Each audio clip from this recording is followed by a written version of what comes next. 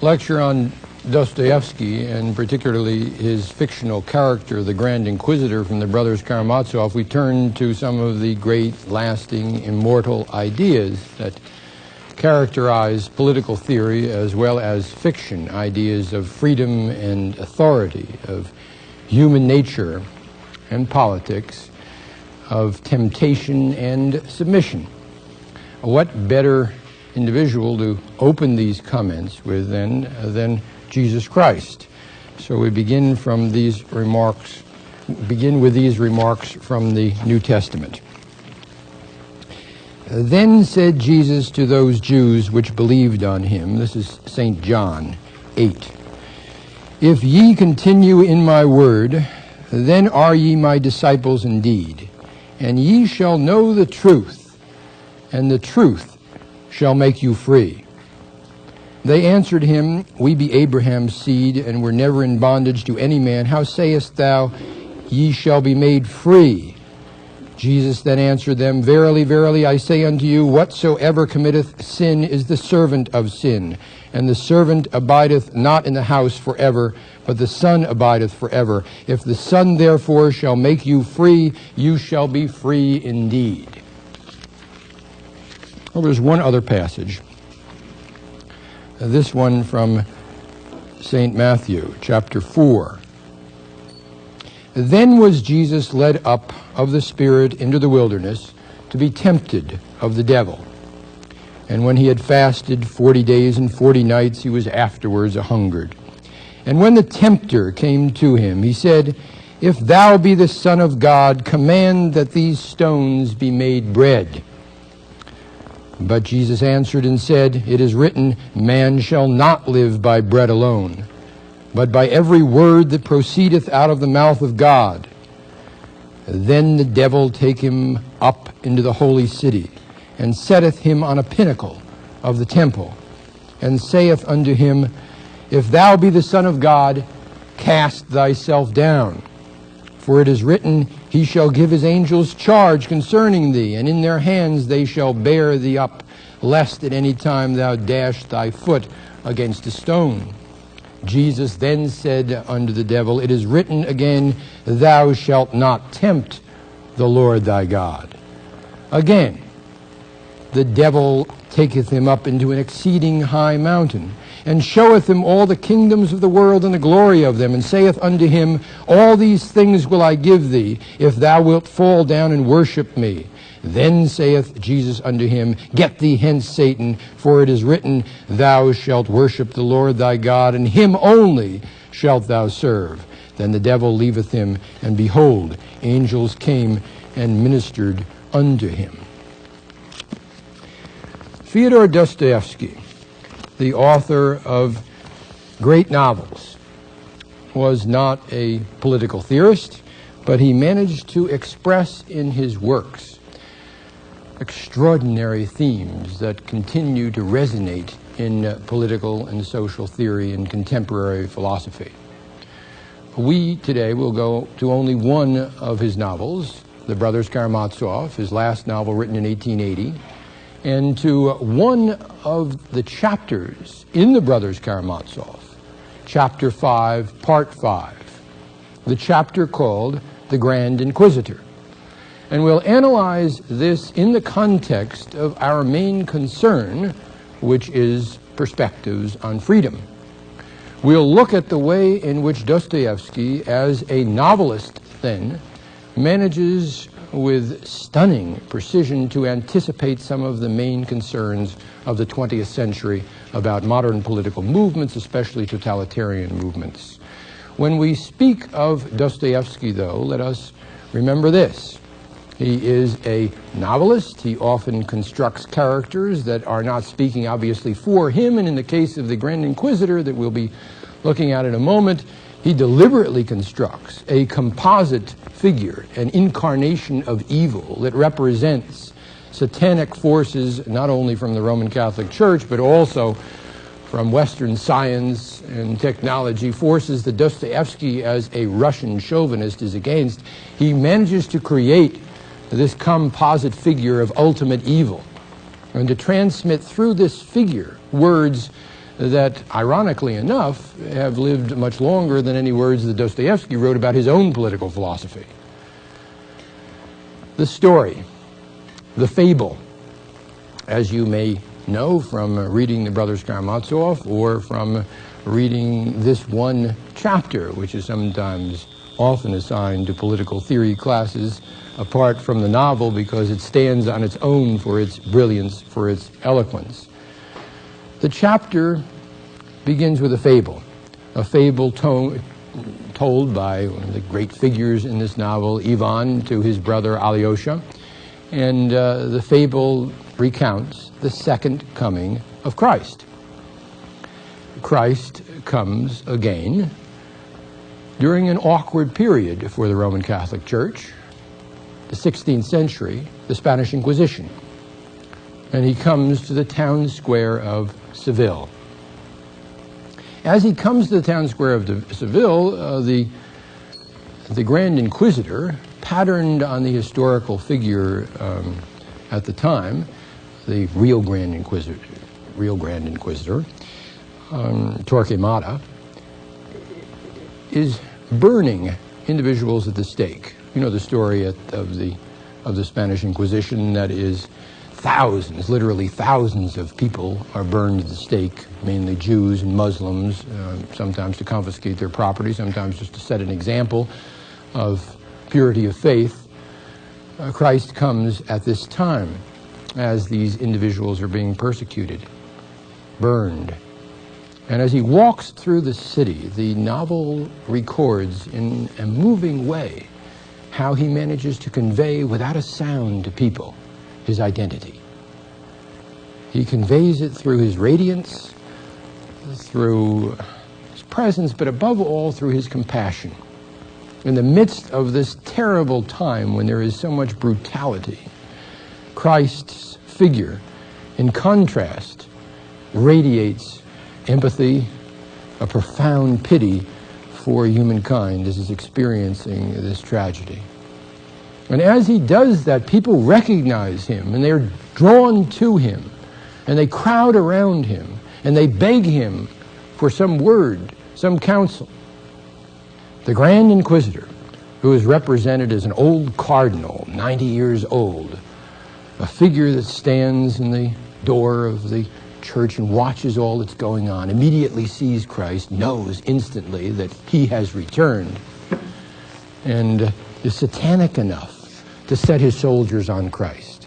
And the first important moment in the chapter is when the people, knowing it's Christ, are cowed into submission and accept the Grand Inquisitor's word. The action of the troops. He holds out his finger and bids the guards take him. And such is his power, the Grand Inquisitor's power. So completely are the people cowed into submission and trembling obedience to him that the crowd immediately makes way for the guards. And in the midst of the tomb-like silence that has suddenly fallen, they lay hands on Christ and lead him away. The crowd instantly as one man bows down to the earth before the old Inquisitor. He blesses the people in silence and passes on, and Christ is taken away to a gloomy, vaulted dungeon in the ancient palace of the Holy Inquisition and shut away. In the pitch darkness, the iron door of the dungeon, though, is eventually opened, and the Grand Inquisitor himself comes in with a light in his hand. And the entire chapter is devoted to, you may know, a monologue. That is, the Grand Inquisitor speaking to the silent Christ, justifying his actions, justifying the way in which he has managed to subdue the people, to dominate the city, to visit on this city the worst curse, the curse of the Inquisition. The Inquisitor has a hard job ahead, but he's up to it. He has then come to visit Christ and to speak to Christ. He begs that Christ speak back to him, but throughout the whole chapter, not a word is uttered by Christ. So it's an assault on Christ, a verbal assault on Christ by the Grand Inquisitor. And he begins on his favorite theme, the theme of freedom. The freedom of their faith was dearer to you than anything in those days, 1,500 years ago. Did you not often say to them then, I will make you free, the truth shall make you free? For 15 centuries we have been wrestling with your freedom, but now it is ended and it's over for good, because we have vanquished freedom and have done so to make men happy. So long as man remains free, he strives for nothing so incessantly as to find as quickly as possible someone to worship. Man is tormented by no greater anxiety than to find someone to whom he can hand over quickly that gift of freedom with which the unhappy creature is born. Did you forget that man prefers even death to freedom of choice? Nothing is more seductive for man than his freedom of conscience. But at the same time, nothing is a greater torture. Only too well does he value the meaning of submission. And until men know that and understand that, they will all be unhappy. They will huddle close to us in fear, as chicks to the hen. They will marvel at us and be awe-stricken before us, and proud at our being so powerful. Now, this is the most eloquent enunciation that we can find in literature, either fiction or nonfiction, of the theme that becomes so important in the 20th century, known as the escape from freedom or the escape from fear theme. And before we go to Erich Fromm's book, which was written inspired by this chapter, called Escape from Freedom, let's make certain we've got the meaning of this down, because it is so important, not only for political theory, but for political science, that is, for analyzing political movements in our time. The thrust of the argument, as the Grand Inquisitor has just said, is that Locke is wrong. Thoreau is wrong. Forget the appeals to liberty and freedom that we've heard today, because they're bogus, they're nonsense. People are defined, they're distinguished not because they want freedom of choice, because they are given above all to the satisfaction of this ultimate desire they must be free from the arbitrary will of another person. Rubbish! From the Grand Inquisitor's point of view, there is one aspect of human personality that distinguishes us, and that's not the desire for freedom, but as Hobbes said, the desire for security, and lots of it. That is, we yearn for not liberty, we yearn for safety, as the chicks coming to the hen. We are not defined, as Thoreau would have it, by our desire for choice. We're horrified at the prospect of choice. When freedom of choice is presented to us, it's one of the most agonizing situations imaginable. We want the abolition of choice, not the freedom of choice. And every act, as the Grand Inquisitor says, during that Spanish Inquisition, and inquisitions of every sort since, from the Spanish Inquisition through Auschwitz, every act of individuals, when they are cowed by the authority of a politician or a figure of the church or of the state, every act of the masses suggests this, that people yearn to surrender their free will. They desire ultimately to give themselves to a higher source. And from this point of view, the Grand Inquisitor carries his argument. Why should this be the case? Because there is joy in submission. Because the pattern of behavior that feminists like to discuss and argue, I'm thinking of Jean Miller's splendid book on feminism, Psychology of Women, the domination-submission syndrome, in which so many individuals find themselves locked into a state of behavior, a personality syndrome, in which one party dominates and the other party submits, and both derive pleasure from that. That situation, from the Grand Inquisitor's point of view, is the reality of human nature. It's not part of the capitalist male patriarchy or the male dominance in the United States or elsewhere. That's got nothing to do with it. It's rooted in human nature that individuals should find joy in submission and other individuals should want to dominate. The Grand Inquisitor plays to that theme. And as he recounts then his perspective on freedom, it's precisely this, that what you've heard today is 100% wrong. That is, Locke and Thoreau are out in left field, that there is a reality to human nature, and that reality is escape from freedom. Now, this book by Erich Fromm, which I understand is one book that has not yet been dealt with in the course, extraordinary because we've covered so many key works of political philosophy, but it's a book, if you haven't seen it, I commend it to you strongly. It was inspired by, Erich Fromm says, the Grand Inquisitor chapter. It was published in England first under the title Fear of Freedom, and now in the United States, later in the United States, under Escape from Freedom. It is one of the true great classics of the 20th century because it records the most appalling, the most horrendous event of the 20th century, barring none, and that is the rise of Nazism. The rise of Nazism, grouped with the Holocaust, represents, from Fromm's point of view, a peculiar aspect of the domination-submission syndrome. And it's recounted, according to Fromm, especially in Hitler's own words. And after having discussed the chapter that I've just read from and the very verses that I've cited in Erich Fromm's book, Escape from Freedom, after discussing that chapter, Erich Fromm turns to the example of Nazism and to Hitler himself, and says that Hitler, of all people, was very much aware of the conditions which make for the longing for submission and escape from freedom that we see epitomized in Germany during the 1930s and 40s. He gives an excellent description in Mein Kampf of the situation of the individual attending a mass meeting. And to quote from now Mein Kampf, "The mass meeting is necessary," Hitler says, "if only for the reason that in it the individual who is becoming an adherent of a new movement feels lonely, feels alienated, isolated, and is easily seized with the fear of being left alone. He receives for the first time the pictures of a greater organic community, something that has a strengthening and encouraging effect on him.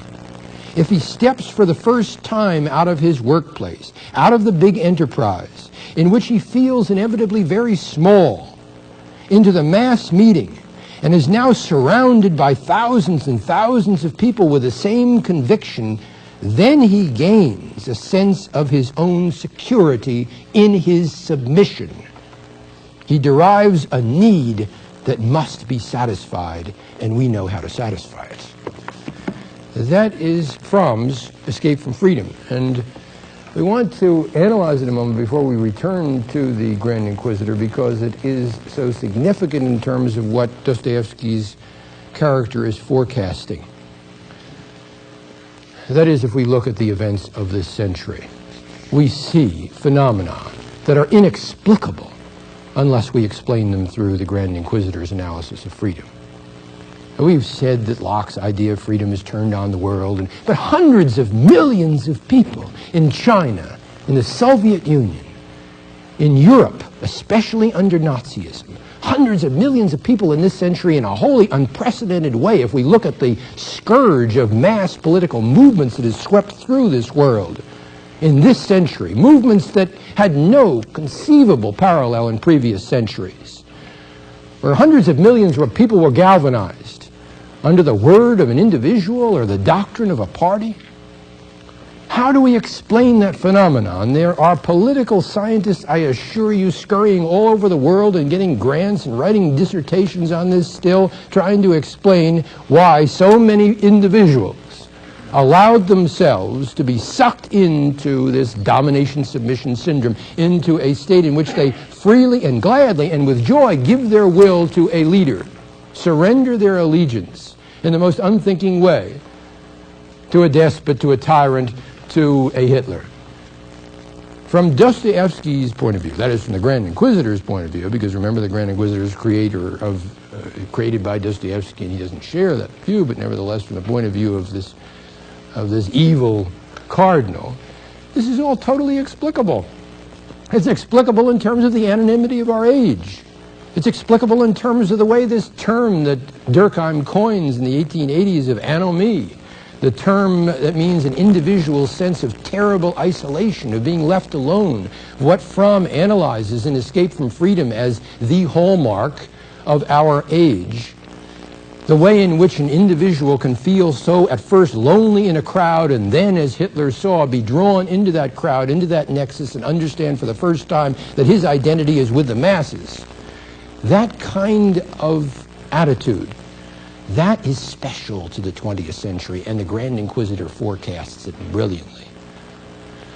When we talk then about liberty, we talk about, as Marx would say, an ideological construct that's wandering up there in the superstructure. The structure of the society, the base of the society, is the psychology of the society, and that is, I want to obey. Give me shelter. I must escape from this kind of agony that's been imposed on me, the agony of isolation, and I escape through the collective.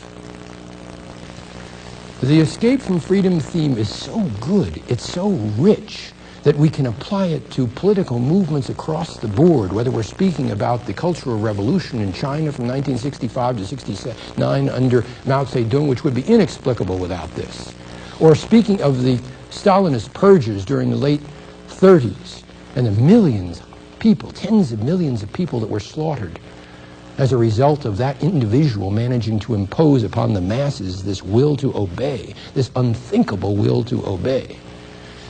Unthinkable because these individuals during the purges obviously didn't commit these crimes. They were brought to a state of hysteria, struggling to confess them as quickly as possible because of the nature of that society at that time, a society that so closely parallels Nazi Germany. We try to explain the Gulag, we try to explain Auschwitz, and we can't because we don't use the Grand Inquisitor. That is, we don't use the irrational component in individuals, which insists not upon freedom of choice, but the drive to obey. Well, when we go to the rest of the poem is an explication of this theme. And it's explained in terms of an extraordinary construct. The construct is around the three temptations of Christ. That is, the way in which the Grand Inquisitor responds to these three temptations, as opposed to the way in which Christ responded to the three temptations, and the Grand Inquisitor informing Christ that he blew it, that in the response to the three temptations, he simply made a response that fundamentally miscalculated the nature of human nature, and more than that, the nature of freedom itself. So he begins, the Grand Inquisitor, in this way. The wise and dread spirit, notice Satan, the wise as well as dread spirit, the spirit of self-destruction talked with you in the wilderness. And we are told in the books that he tempted you. Is that so? And could anything truer be said than what he revealed to you in those three questions and what you rejected and what in the books is called the temptations?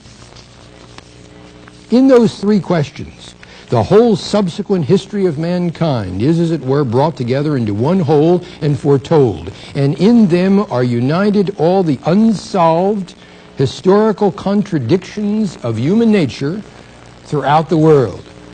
Well, it's extraordinary, isn't it? Dostoyevsky singles out that passage that I read from St. Matthew a moment ago and claims that in these three temptations contained all of the wisdom of the world.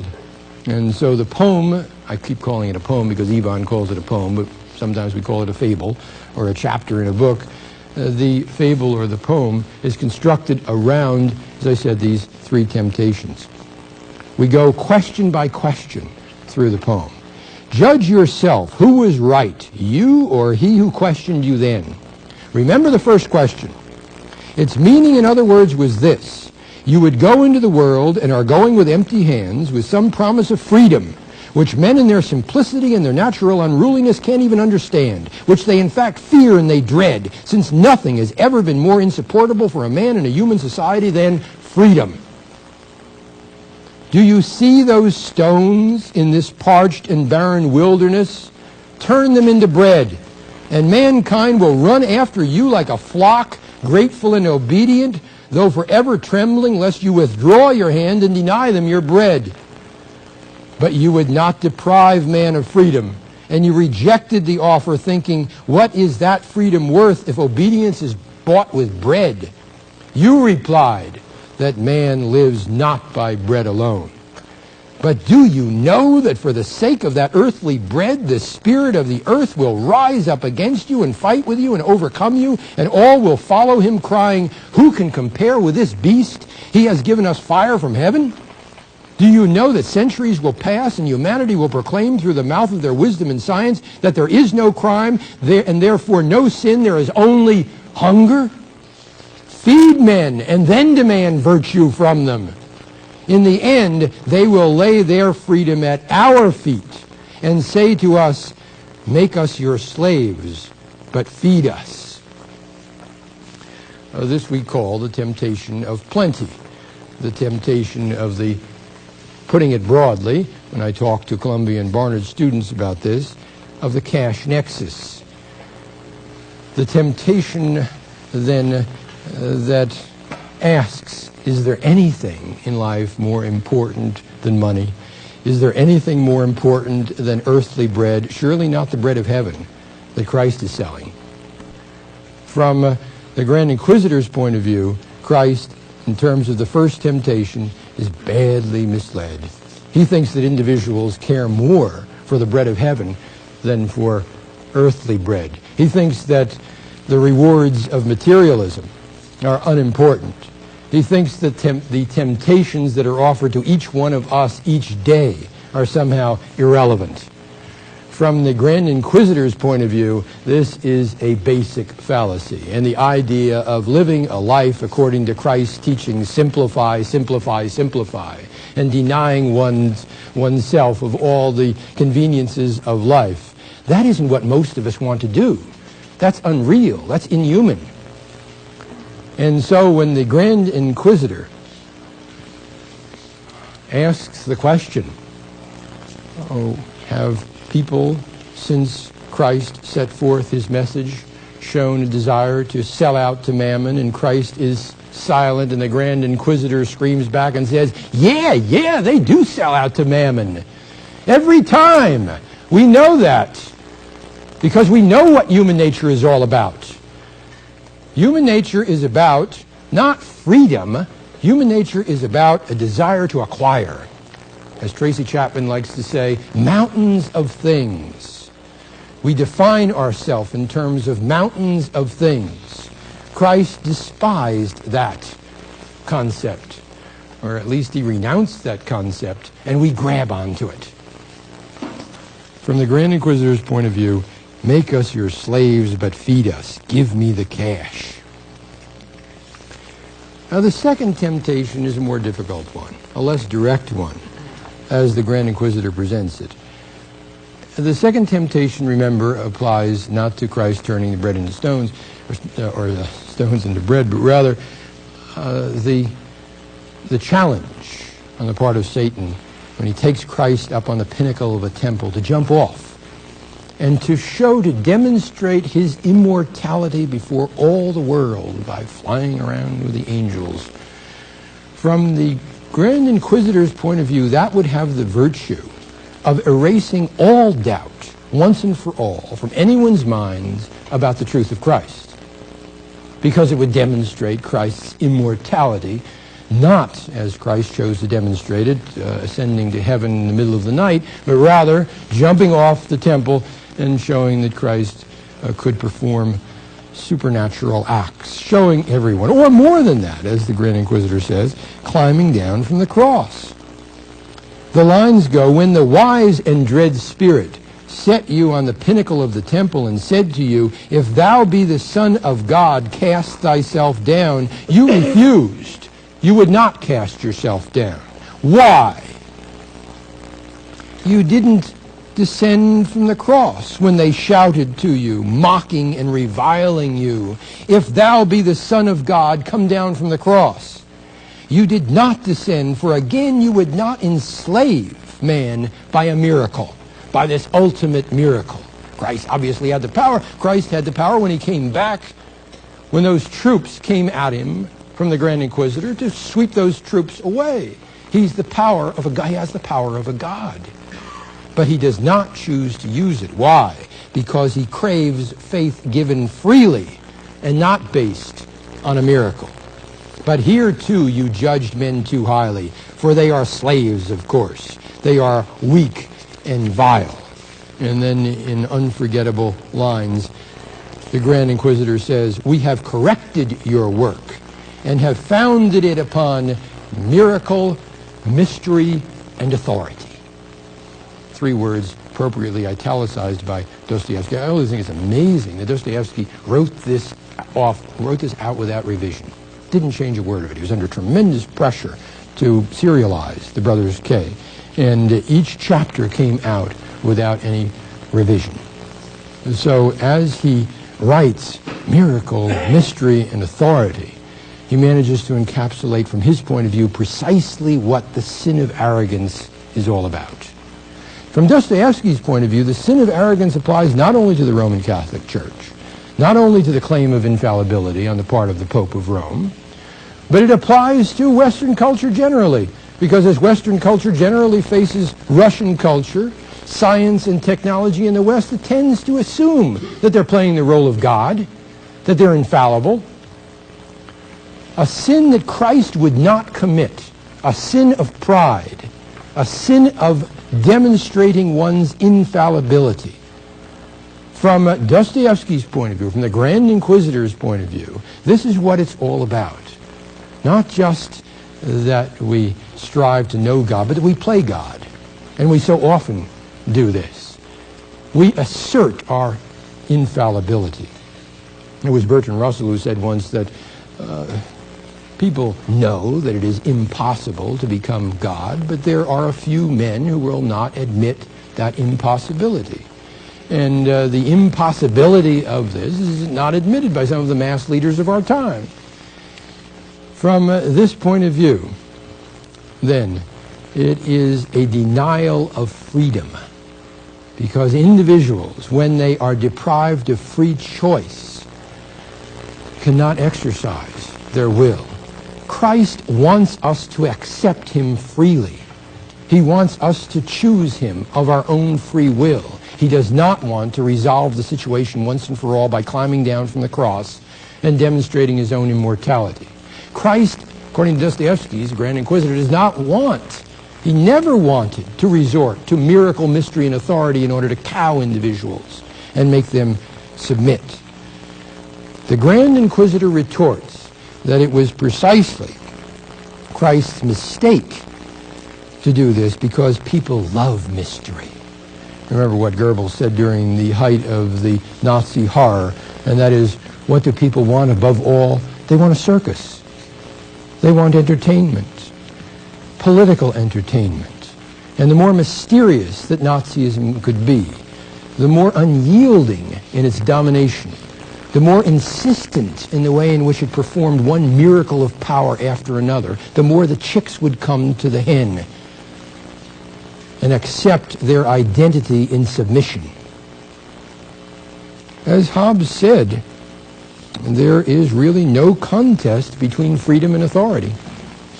That is, every time people will go for authority because they just can't bear living in freedom, given the wolf-like state that most individuals are in. I alluded to the appalling situation which we've once again found ourselves in the Middle East. After reading the papers yesterday and today, we can only be sad at the recurrent nature of this tragedy. How long will individuals be caught in this kind of cycle of continuing violence? Of course, we will understand, won't we, if at some point individuals in the Middle East say, I can't take this any longer. We must have some security. We cannot continue to live a life of endless chaos. And that's what the Grand Inquisitor is appealing to, among other individuals. And that is that point in which individuals will say, we can't stand this any longer. We can't permit this degree of violence and dehumanization. Allow us to surrender to some higher authority that will pull us out of this mess.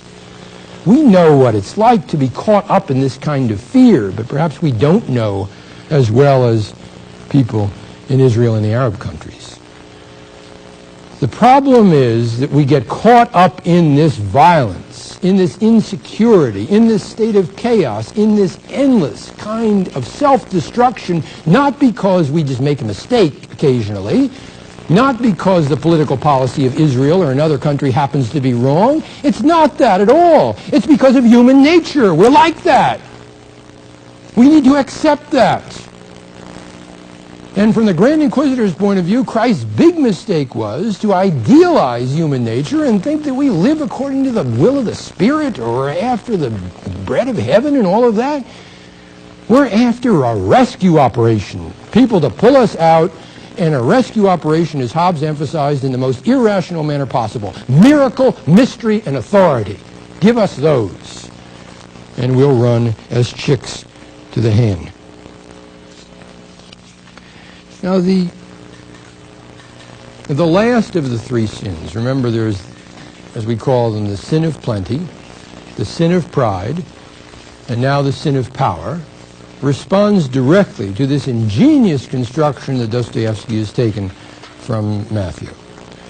Who else would have conceived of this kind of response to the three temptations or imagined that anyone could come up with this? But remember what the last temptation is, and that is Satan takes Christ up into a high mountain and says, you name it and you got it.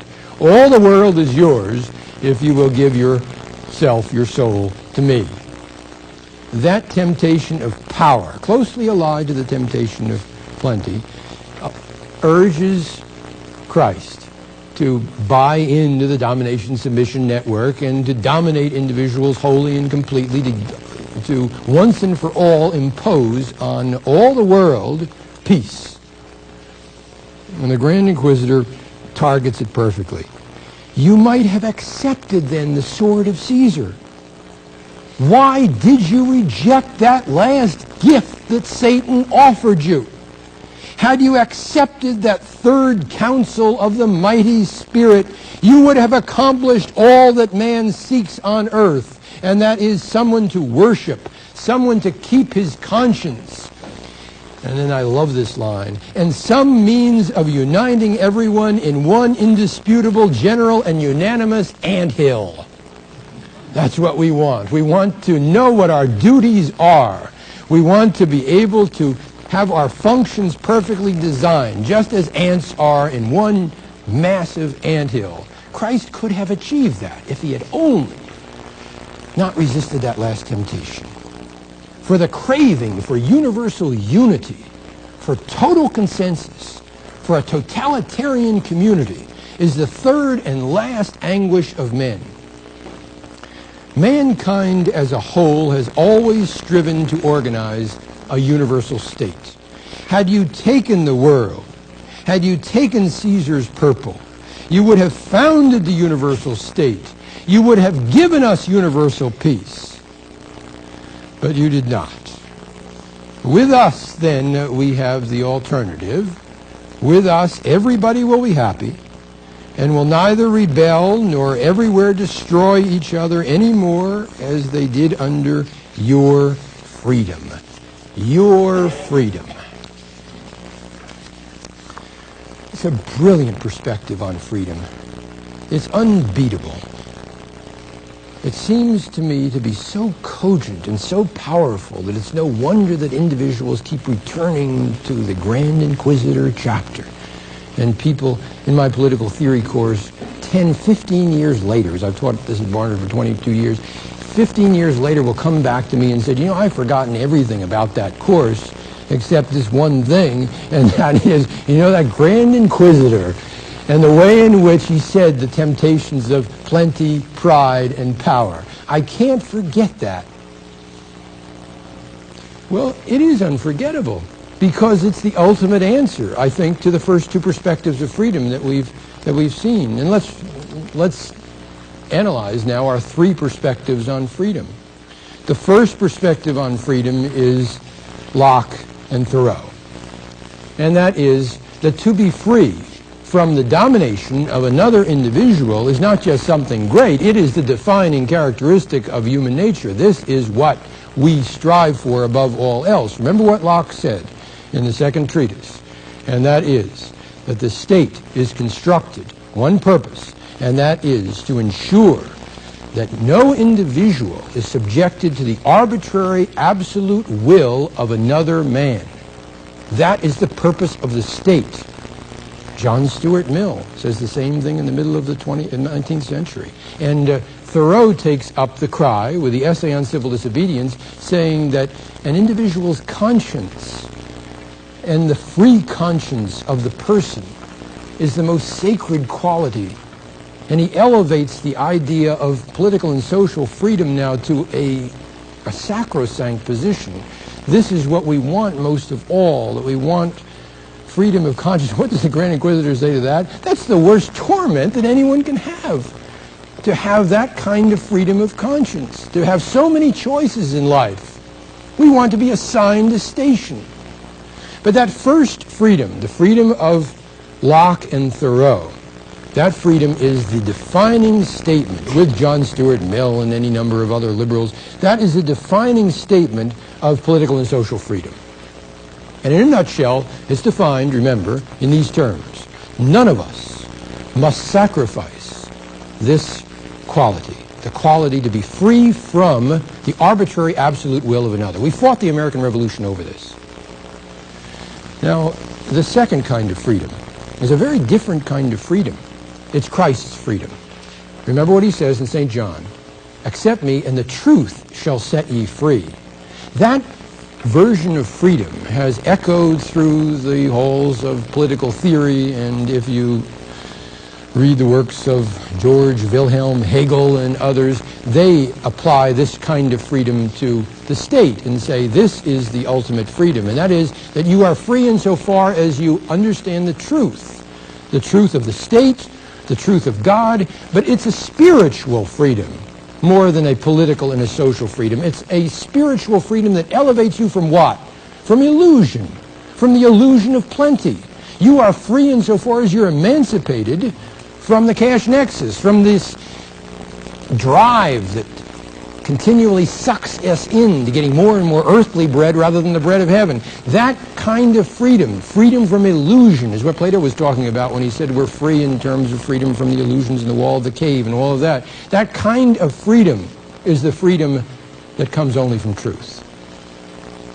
And Christ calls to us, each of us, to accept that kind of freedom. Now, the third kind of freedom is not freedom at all. It's a perspective on freedom, and that is escape from freedom.